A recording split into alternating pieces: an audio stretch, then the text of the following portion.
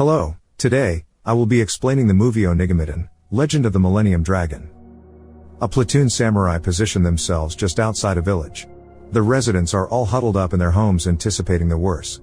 A random wooden wheel rolls down the street but is destroyed by an ominous barrier. Curious, a toddler peeks through a gap in the wall only to see demon-like figures passing through.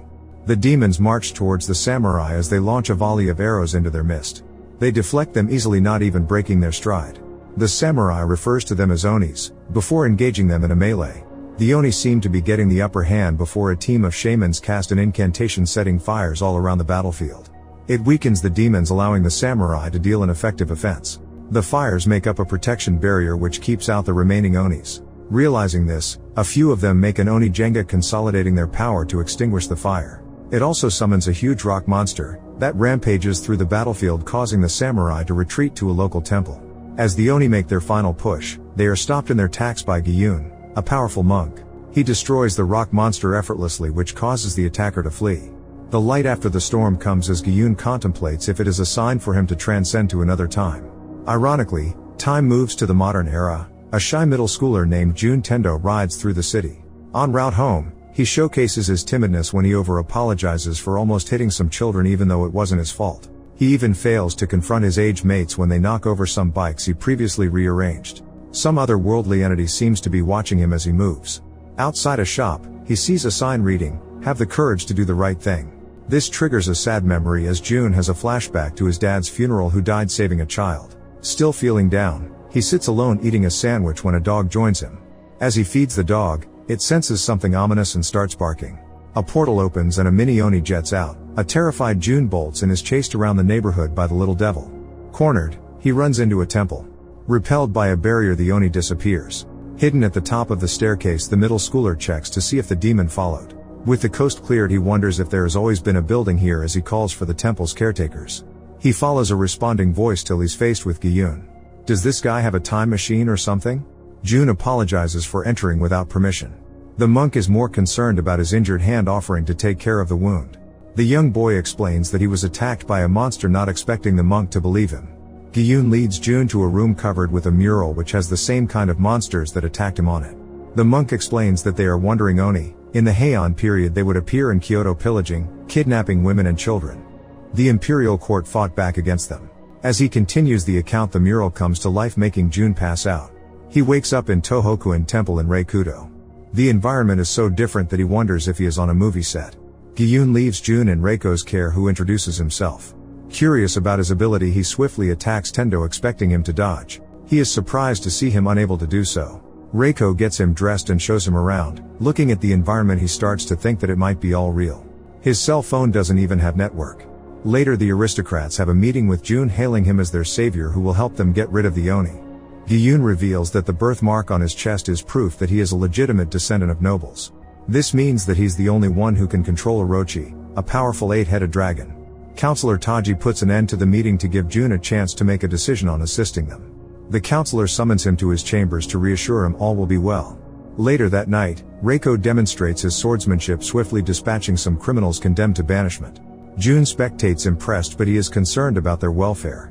Suna, a comrade of Reiko, explains to the savior that they are not dead, they are only knocked out with the back of the sword. Reiko uses them for practice, promising them exoneration if they defeat him. As they discuss, the alarm sounds, signifying an Oni attack. The young samurai rush to the scene. Upon their arrival, they are briefed on the situation. After engaging the spider-like monster, the pair realize that it was only a diversion. The Oni's main target was the temple, where the monsters are gaining the upper hand. Jun is left to wander the chaotic streets. Gyun picks him up, taking him to the lake in the middle of the temple. They cross the lake by boat, but an Oni attacks them using a water technique like some water bender. It is deflected by the monk, which consequently destroys the boat. The powerful Oni launches another attack, however, Reiko intercepts before it can hit, forcing the demon to retreat into the water. Gyun escorts Jun to the slumbering Orochi as his subordinate deals with a small squad of monsters. At the sealed location, the monk instructs Jun to chant an incantation to dispel the seal on the dragon. He releases Orochi without the incantation when he sees Reiko in trouble. This causes a big explosion, hurling debris all over the temple. He descends on the battlefield riding the dragon, which triggers the demons to retreat in fear. The monk is impressed with his ability to wield such power. He further explains that Orochi hears his thoughts and responds. The dragon departs with its new master on its back. The following morning, Orochi drops Tendo at an unknown location where he comes across on the injured Oni that attacked them on the lake. The demon stumbles towards the savior, but an arrow from nearby soldiers knocks off the mask, revealing a young girl to Jun's surprise. The soldiers request that he gives them custody of her, but he is reluctant. Detecting his anxiety, Orochi swoops, lifting them away. Jun asks his new partner to take them somewhere she can be treated. It takes them to the Oni's village where their leader, Watatsumi, prevents hostilities towards him, stating that Jun is the one they have also been waiting for. They host him at their village, surrounded by Oni. The leader asks them to remove their battle masks to put him at ease. The girl he saved introduces herself as Mizuha, the granddaughter of Watatsumi. She apologizes for her earlier behavior.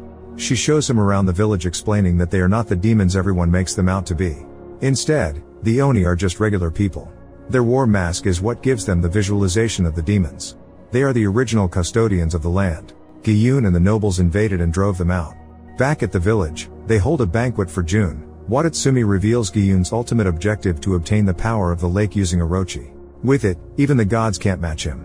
It was the monk who used his power to bring him to this era. With such conflicting stories coupled with pressure by Mizuha, the savior leaves via Orochi. She also jumps on following him. They are later found by Reiko, who seems to have history with the village. Later, Jun asks Mizuha to return him back to his time, but the ritual is interrupted by some soldiers who cause an explosion. He is rescued by Tsuna and Kinta. They are later joined by other comrades of Reiko named Sadamitsu and Suetake, who lead Jun back to the city. Trouble is brewing at the capital. Counselor Taji confronts Gyun on conspiracies, but Gyun snuffs him before he has the chance to reveal it. The final battle between the Oni and humans breaks out. Jun attempts to stop the battle but is attacked by Reiko. However, he does not recognize him. He is informed by an Oni that Gyun used his powers to turn Reiko and his friends into the 4 heavenly kings. They are possessed by these entities, so they don't have control over their bodies. Meanwhile, Mizuha journeys to a cave to retrieve an artifact that unleashes Orochi's full power. Back on the battlefield, Jun learns that Gyun was responsible for the death of Reiko's mother and father. They try to bring peace between the two tribes. We learn that Reiko has blood from both sides. The death of his parents made him resent the village which the monk exploited. Watatsumi gives Jun a dagger that belonged to Reiko, which he uses it to call Reiko back to good. Gyun notices it working and dispels the power he bestowed on him. Meanwhile, Mizuha hands Jun the artifact, which he combines with Reiko's dagger to make a sword. Annoyed, the monk gathers the power of the 4 heavenly kings into himself like some Power Ranger, and ironically transforms into a giant demon. He attacks all combatants indiscriminately. Everyone tries desperately to take him down, but he proves too powerful. Pushed to the brink, Jun summons the full power of Orochi.